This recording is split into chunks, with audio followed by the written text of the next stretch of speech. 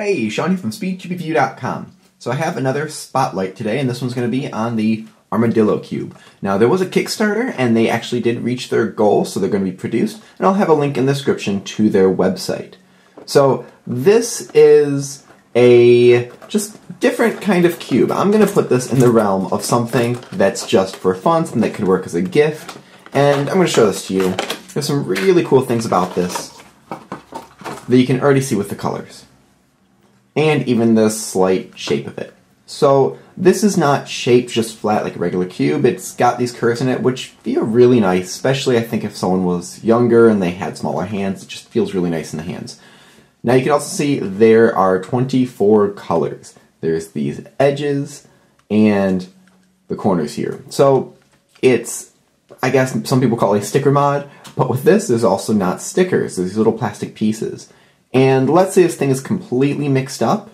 You can just take this off and take all the pieces off, put them back together, almost like a puzzle. And that can work too as just its own side puzzle.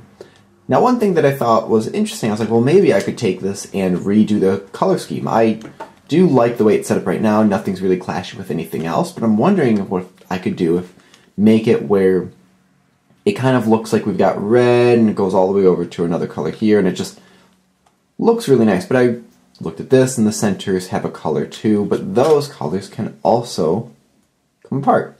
So all of this can really come apart. The only thing that can't really come apart is the cube itself, a little bit. There's not screws, and I unscrewed one of the sides. There's screws at least on one of them, and it has a very basic structure, kind of like a Rubik's Cube. When I got this, there's a little note saying that some silicone lube can make this work a little bit better, and I am going to say, nah, I don't really think it's necessary because it works really well as is. I mean, that spins already pretty fast. It's not going to really corner cut much at all, anything more than even what a Rubik's Cube could do. I feel like it's smoother than a Rubik's Cube, at least the original one. But I don't think it needs any lube, especially if this is for younger kids. For speed cubers, yeah, I guess if you're trying to speed cube this, that could work, but I like it how it is.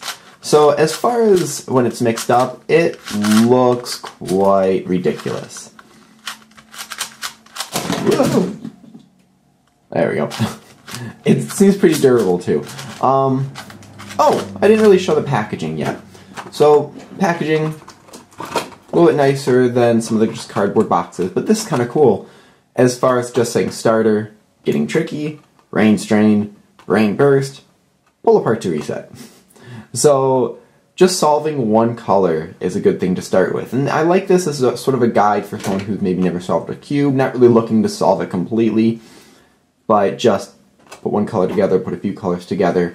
Now this is actually more difficult than a regular Rubik's Cube. Not just because there's 12 sides, or 12 colors, but because the centers also change. So if I'm going to solve this, I'm just going to kind of walk through some things. What I'm going to do is first look at one side. We'll do this black piece side.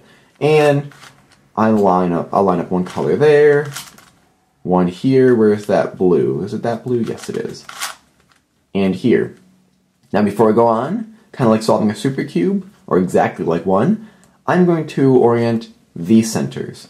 So where's that black one? There we go. This black one needs to be pointing down, which it is. Purple needs to be pointing down. And the blue needs to be pointing down.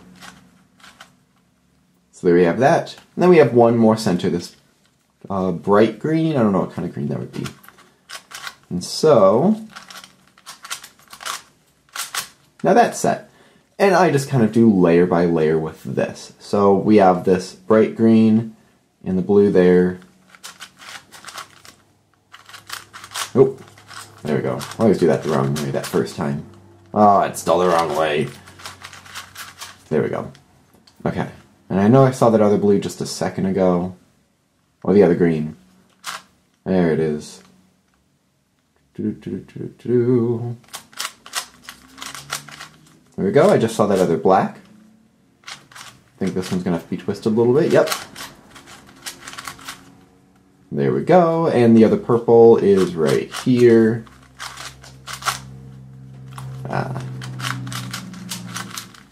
There we go. And then let's put in some edges. And now the edges, because they're all one solid color, this makes this part really easy because I can just go in from any angle. Same thing with the pink.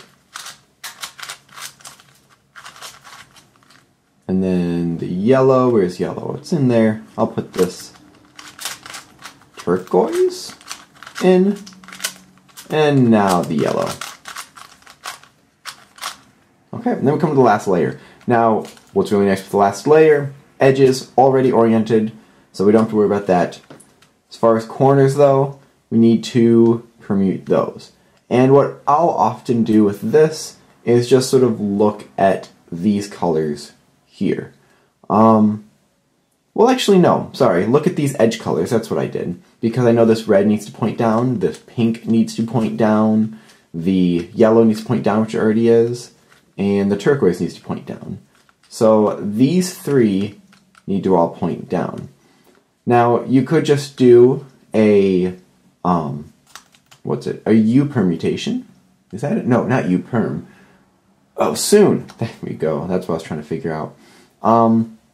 I can't remember which way I would do it. I think this way.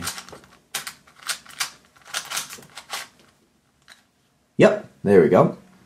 And so now they're all pointing down. So all the corners are now pointing the correct way. Whoop. All the corners are pointing the correct way. Now, let's see if they need to be permuted. So I definitely need edges permuted, so I can actually could do that right now. I'm going to do corners first. So I need to switch this corner and this corner. So we could do a Y perm.